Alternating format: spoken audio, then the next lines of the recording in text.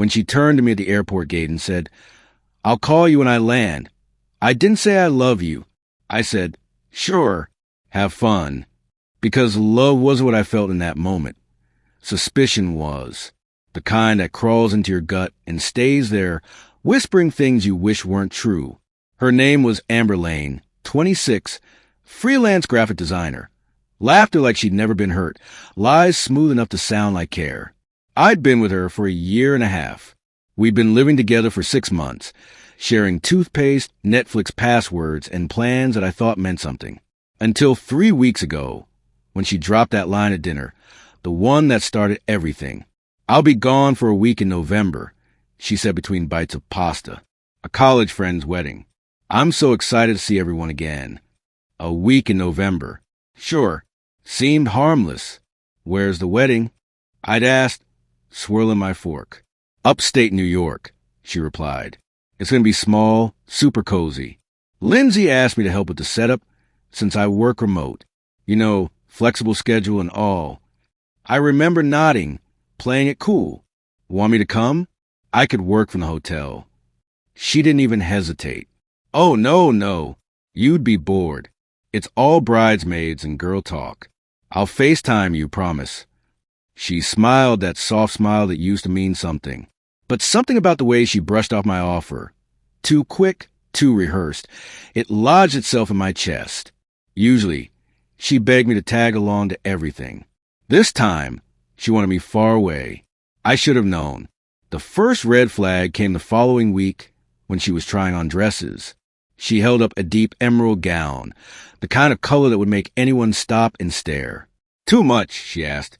"I know green is—" She stopped mid-sentence, a flicker of panic crossing her face. "I mean, it's the wedding color. Green and gold. Lindsay's theme." I tilted my head. "Who's Silas?" Her mouth opened, then shut. "The groom," she said too quickly. "Lindsay's fiancée. I always mix up names. You know me." Yeah, I knew her well enough to recognize when she was making things up on the fly. Then came the second red flag, the flight booking. I'd walked by the couch while she was entering her car details. A round trip to Albany. "Albany?" I said. "I thought you said New York City." "It's closer to the venue," she said without looking up. "Way cheaper, too." Maybe, but I could hear her heartbeat in her voice. She was lying. The third red flag wasn't subtle. It was nuclear. She was in the shower when her iPad lit up. I didn't mean to look. Curiosity just caught me, but the message that flashed on the screen froze me in place. "Silas M. Can't wait to see you. Elena doesn't know you're coming. This week's going to be incredible. Elena, the bride." My stomach sank. My hands went cold. I'd heard that name before, his fiancée. I stood there for a full minute, staring at that glowing screen, the words replay in my head like a song I hated but couldn't turn off. When she came out, towel wrapped around her, humming like nothing in the world was wrong, I was still staring at the iPad. She didn't even notice. That night, I didn't sleep. I kept replaying every moment, every casual mention of this college friend, every smile that suddenly seemed fake. The next morning, I did something I'm not proud of. I checked the messages. She'd left the iPad unlocked, synced with her phone. Curiosity had turned into need. The message thread went back months. At first, it was innocent. "Hey, are you coming to the wedding?" Followed by polite replies. Then it shifted. "Remember that night before I left? We said we wouldn't talk about that. I'm getting married in 2 months. But all I can think about is you." I scrolled through hundreds of messages, each one a paper cut to the heart. She said she wanted closure. He said he was marrying Elena for business reasons. She told him he deserved to be happy. But her words dripped with nostalgia and bait. Then, the one that sealed it. "Booked you the room next to mine at the hotel. Elena thinks it's for my cousin." And her reply, "This is a bad idea." Followed by, "Probably. See you Thursday." I didn't confront her. Not yet. I copied every message, every screenshot, every booking confirmation, and saved them to my cloud. I smiled to the next 3 days, kissed her good morning, made her coffee, watched her pack like she wasn't packing for her ex's wedding. The morning she left, She wore the same green dress from before. I offered to drive her to the airport. She smiled, kissed me on the cheek. "Don't miss me too much," she teased. "Wouldn't dream of it," I said. I watched her disappear through security. Then I drove home, sat on the couch she used to curl up on, and started planning. It wasn't rage that fueled me. It was clarity. The wedding wasn't secret anymore. It was a target. Finding it was easy. Silas Marin and Elena Rodriguez, November 3rd, the Cypress Estate, upstate New York. Their website was public, all smiles and gold accents, countdown timers and engagement photos. Elena's Instagram was full of captions like, "Can't wait to marry my best friend." She looked happy, innocent, the kind of woman who didn't deserve to have her life detonated by the man she loved, or by my girlfriend. I opened a new tab and went to Crate and Barrel, gift registry, create new, item, digital photo frame, gift message. Thought you should see these before Saturday. Consider it an early wedding gift. A concerned friend. I loaded that frame with screenshots, their messages, hotel confirmation, her flight itinerary, a selfie from her Instagram story showing Albany Airport in the background, everything. Then I shipped it overnight. Addressed to Elena Rodriguez, the Cypress Estate. When the delivery confirmation came, signed by E. Rodriguez, I cracked a beer and waited. An hour later, my phone buzzed. Not Amber, her best friend, Mariah. "What the hell did you do? What are you talking about?" Amber's freaking out. She said you ruined Silas's wedding. I thought she was at Lindsay's wedding. Silence. "Oh my God. She told you it was Lindsay's?" "That's what she said." Jesus Christ. "Nolan, how did you find out?" "Find out what?" She hung up. 20 minutes later, Amber called. I didn't answer. The voicemail hit seconds later. "Nolan, pick up, please. What you did is insane. Call me back." Then another. "You ruined everything. Elena called off the wedding. Silas's family is freaking out. People flew in from 5 countries. You have no idea what you've done." Then another. "I'm coming home tomorrow. We need to talk." And finally, "Actually, no, I'm staying. Someone needs to fix this mess. I can't believe you'd be this vindictive." By morning, there were 37 messages. Elena won't stop crying. Silas's dad is threatening to sue. You ruined lives.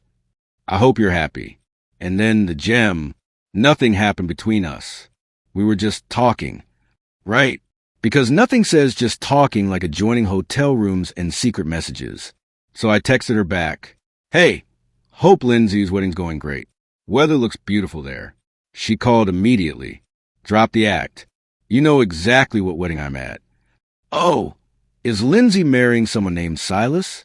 What a coincidence. This isn't funny, Nolan. Neither is lying to your boyfriend for 3 weeks." Her voice cracked. "You don't understand the situation." "Then explain it." "Silas and I have history. Complicated history. He reached out about the wedding, and we started talking just as friends. Friends who booked adjoining hotel rooms." Silence. "You went through my iPad. That's a violation of privacy. And lying about where you're going isn't a violation of trust. I knew you'd react like this. That's why I didn't tell you." "React like what?" "Upset that my girlfriend planned to hook up with her ex." "We weren't going to hook up." "Then why the lingerie, Amber?" Her voice trembled. "I was confused, okay? Silas, and I never got closure. When he reached out, it brought back everything. And you acted on it." "No, we just talked." "He told you he was only marrying Elena for his parents' approval, and you agreed with him. You encouraged it. That's not fair." "I'm literally quoting your messages." "Maybe I cross a line," she said finally, "but what you did is so much worse. You destroyed a wedding. Elena deserved to know the truth. You think you're some hero? You're just bitter. You couldn't handle a little uncertainty. Uncertainty is when you don't know how someone feels. Lying is when you pretend." She went quiet, then whispered, "So that's it? 18 months just gone?" "Yeah, Amber, that's it." She stood there, eyes glistening under the dull cafe light, like she was hoping I'd take it back. like the silence between us might undo the words that had already shattered what was left. But I didn't move. I just watched as the color drained from her face, as if she was realizing control she'd always had over me was finally slipping through her fingers. Amber opened her mouth again, maybe to argue, maybe to beg, but nothing came out. Just that hollow, trembling breath of someone who'd lost the last card in their deck. I walked past her without looking back, feeling the weight lift, not all at once, but enough to breathe again. Outside, the evening air hit my face, sharp and cold. The city was buzzing like nothing had happened. Like people didn't just lose each other in coffee shops. Like trust didn't break in the quiet spaces between sentences. I got in my car, gripping the steering wheel until my knuckles turned white. My reflection stared back on the windshield. A man who finally stopped lying to himself. For the next few days, my phone was a storm. Missed calls, long messages that started with please and ended with I'm sorry. I didn't open most of them. The ones I did read were full of promises she'd never keep. The same old rhythm of regret, apology, hope. I muted her number, then finally blocked it. But Amber didn't stop there. She tried my friends, my co-workers, even my sister. He's overreacting, she said. It wasn't like that. She spun a dozen versions of the same story, all of them designed to make me sound cold, unstable, cruel. But lies have a sound to them, too polished, too desperate. People started to see through it. One night, I was scrolling to my phone when a message came from an unknown number. Unknown. You probably don't want to hear from me, but you should know what she's saying about you. It was from Eli, one of Amber's friends. We met a few times at parties. Quiet guy, observant, the kind of person who noticed what others missed. I hesitated, then replied, Me, I'm listening. He sent screenshots, group chats. Amber painted herself as a victim, saying I'd emotionally manipulated her, that I'd cut her off out of nowhere. Then worse. She was trying to convince people I'd been the one cheating. For a moment, I just stared at the screen, the words blurring. It was one thing to be lied to. It was another to be rewritten in someone else's version of events. I typed slowly. Me, why are you showing me this? Eli, because I was there that night. I know what really happened. And honestly, she's not going to stop until someone stops her. Something shifted in me then, not anger exactly, but a cold, precise kind of clarity. I'd spent weeks trying to forget, to move on quietly. But Amber wasn't done playing. And if she wanted to turn it into a story, fine. I'd give her one. Over the next few days, I started gathering everything. Messages, screenshots, photos, every little piece of truth she tried to bury under her web of half-truths. I didn't post anything. Not yet. I wanted to be smart, methodical. Then Eli texted again. Eli, you might want to check her social. She's at it again. I opened her profile, and there it was, a long, emotional post about being betrayed by someone she trusted. Thousands of likes, comments flooding in, comforting her, calling me every name in the book. She'd turned heartbreak into performance art, and I was the villain in her story. Fine, let her have her audience. I had receipts. That night, I made a new account. No real name, no personal info, just screenshots. Messages showing how she lied. The text she sent to her ex while we were together. The one where she said, he's sweet, but not exciting like you. I didn't even caption most of them. Just let the timestamp speak. By the next morning, her comments section was on fire. People were asking questions. Her friends were messaging her for explanations. And by noon, the post was gone. Deleted. Then came the calls again. This time, not from her, but from mutual friends. Man, what did you do? She's freaking out. I didn't answer. I didn't need to. For once, the truth was doing the talking for me. Later that night, Eli messaged again. Eli, that was brutal. She's saying she wants to leave town for a while. Me, good. But even as I typed it, there was no satisfaction, just quiet. I thought revenge would feel like victory. But it didn't. It felt like cleaning up a mess that never should have existed. Then, 2 weeks later, I got another message, this time from someone unexpected. Her ex. He wrote, I saw your post. Guess I should have warned you. She did the same to me. I stared at that message for a long time, realizing just how deep the pattern ran. Amber didn't love people, she collected them, until she got bored or scared or needed someone else to blame. For the first time in months, I felt something close to peace. Not because I'd won, but because I'd finally stopped playing. Or at least, that's what I thought, until the next message came in. From a number I didn't recognize. You think this is over? You just made it worse. The message hit like a whisper in a dark room. No name, no profile picture. Just that one sentence, vibrating with something that felt too deliberate to be random. I stared at it for a long time, feeling that familiar chill crawl down my spine. For a moment, I thought it might be Amber. But no, the tone wasn't hers. She always tried to sound emotional, dramatic. This was different, calculated. I typed back, "Me, who is this?" No reply. I locked my phone, but my mind didn't stop. I replayed everything in my head. The posts, the screenshots, the fallout. Amber had gone quiet online, but maybe silence was part of her next move. She'd always been good at timing, making chaos look like coincidence. That night, I barely slept. Every sound in my apartment felt louder than usual. The hum of the fridge, the traffic outside, the faint creak of pipes in the walls. It wasn't fear, not exactly, it was anticipation. Like waiting for something you know is coming, but not knowing when. The next morning, I went to work early. Coffee in one hand, exhaustion in the other. But the second I stepped inside, I noticed people looking at me differently. Half sympathetic, half curious. At my desk, my coworker Ryan leaned over, lowering his voice. "Hey, man, did you see the post?" I frowned. "What post?" He hesitated. "Amber uploaded something last night. You might want to check it before it blows up again." My pulse spiked. I opened my phone and searched her profile, and there it was, a new video. Amber, sitting on her bed, tear-streaked face, eyes red. The caption read, "When someone you love tries to destroy you online." She spoke softly, her voice cracking just enough to sound real. "I never wanted to post this. I just need to tell my side. He wasn't the man you all think he is. He was controlling, obsessive. He used what I told him in confidence to humiliate me. Please stop sending me hate." The comments were exploding, hundreds of them, some calling her out, others defending her. And right in the middle, I noticed new accounts tagging me, posting my name, my workplace, even a photo of me from months ago. My stomach dropped. She hadn't just fought back, she'd escalated it. I left the office early, ignoring the sideways glances.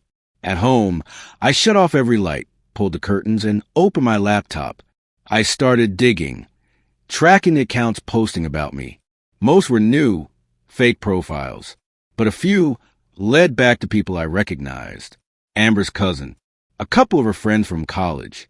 One of them had even messaged my boss. By the next morning, HR had emailed me. "We've received a few complaints regarding your online conduct. Please come in for a discussion." I sat in that office, explaining everything, showing them the screenshots, the posts, the messages. To their credit, they believed me, but that didn't stop the damage. Word had spread. That's when I realized something crucial. Amber wasn't fighting to win. She was fighting to survive, and survival made people dangerous. So I decided to change tactics. Instead of playing defense, I go quiet. No posts, no replies. Just silence. Let her think she'd won. Let her feel safe. Weeks passed. Her name stopped showing up on my feed. The tension slowly faded from my days. I started going out again, the gym, a few dinners with friends, even a date or two. It wasn't about moving on yet, just remembering how to exist without her shadow over me. Then one night, I got a message from Eli again. "Eli, you still tracking her?" "Me? Not really." "Why?" "Eli, you might want to." He sent a link. It was a post from a private account, Amber's, under a new username. In the photo, she was sitting beside a guy, Same smile she used to wear with me. Same hand-on-arm pose. The caption, New Beginnings. Real love this time. It didn't hurt, not the way it used to. What caught my attention wasn't the man. It was the watch on his wrist. My watch. The one I'd given her last Christmas. For a moment, I laughed out loud. Of course she'd recycle it. But the laughter faded when I noticed the comment section. Someone had tagged her ex. The same one who'd messaged me before. Within hours, it turned into chaos. Accusations. Screenshots. People comparing stories. Turns out, Amber had been seeing both of them. Overlapping timelines. Familiar lies. It was like watching a mirror crack from the inside. Then, as if fate was writing the final act, I got a message from the ex again. Him. Guess we're both done with her. Me. Guess so. Him. You want to make sure she can't do this again? That stopped me cold. I didn't respond right away. But his words lingered. Heavy. Tempting. Because as much as I wanted to move on, a part of me knew he was right. She'd keep doing this. Hurting people. Twisting the truth. Until someone forced her to stop. So I met him. Neutral ground. A small diner off Highway 14. He showed up wearing the same expression I'd worn weeks ago. Tired, angry, but clear. We talked for hours. He told me everything. The way she'd mirror me. The lies, the manipulation, the patterns that were all too familiar. By the end, we both agreed on one thing. Amber needed to be exposed for real. Not out of spite, but out of necessity. That's when the idea started forming. Not revenge, not chaos. Just truth. This time, undeniable. We built a document. A timeline. Screenshots from both of us. Messages that overlapped. Contradictions that proved her web of lies. We didn't post it. We didn't threaten. We sent it anonymously to the people who mattered most to her. Her family. Her new boyfriend. Her boss. No captions, no explanations. Just facts. 2 days later, her social media went dark. Completely. Then I got one final message from her number. You ruined my life. Are you happy now? I didn't reply. Not because I didn't have words, but because, for once, silence said enough. Weeks passed. The noise faded. The chaos settled. And for the first time in what felt like forever, peace didn't feel like a stranger anymore. Until one night, while walking home from a late shift, I saw a familiar car parked across the street from my apartment. Her old car, headlights off, engine running. When I looked closer, there was someone in the driver's seat. Amber, and she wasn't alone. Amber sat in the car, like a ghost of a memory that refused to die. The dim streetlight painted her face in shadows, enough for me to see the glint in her eyes. But it wasn't anger this time. It was something deeper, something quieter. The man in the passenger seat turned toward me. I didn't recognize him at first. Maybe the new boyfriend. Maybe someone else she'd pulled into her orbit. But the way he looked at me, cautious, almost apologetic, told me he knew more than he wanted to. I stood still for a few seconds, the air thick with a silence that felt like glass about to crack. Then, slowly I walked toward them. Amber rolled down the window halfway. Her eyes were red. Mascara streaked down her cheeks. The same look she wore every time she wanted pity instead of consequence. Why are you here?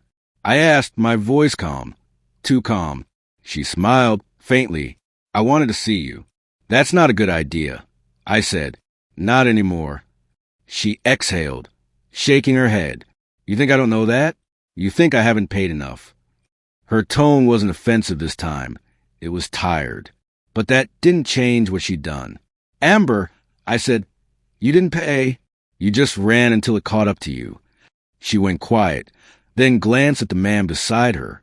He looked uncomfortable, like he'd been dragged into something he didn't understand. You told him everything, she whispered finally. My family, my work, even him. You made everyone hate me. No, I said, you did that yourself. I just stopped hiding it. Her lips trembled, and for a second, I saw it. The old Amber, the one who could twist truth into sympathy with just a look, the one I used to believe could change. Then she reached into her bag. My heart jumped, but it wasn't a weapon. It was a small velvet box. The one I'd given her the night I almost proposed. She opened it. Inside was a ring, untouched, shining under the dim light, like a ghost of what could have been.